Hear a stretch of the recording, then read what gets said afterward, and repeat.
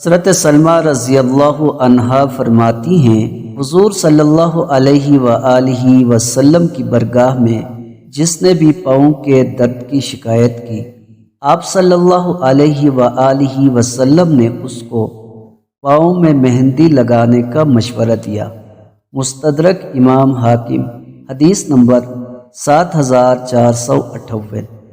حضرت انس بن مالک رضی اللہ عنہ فرماتے ہیں کہ نبی اکرم صلی اللہ علیہ وآلہ وسلم نے عرق النساء کا علاج بیان فرمایا کہ ایک عربی دمبے کی چکی کی چربی لو، اور جو نہ بہت بڑی ہو نہ بہت چھوٹی ہو، اس کو پگھلاؤ، پھر اس کے 3 حصے کر لو، مریض کو روزانہ ایک حصہ نہار منہ پلاؤ۔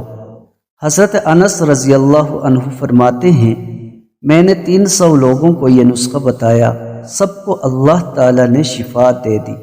مستدرک امام حاکم، حدیث نمبر 7460۔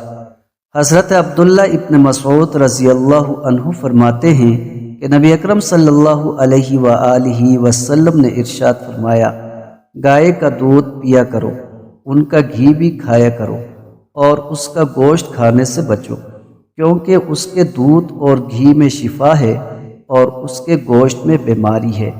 مستدرک امام حاکم، حدیث نمبر 8232۔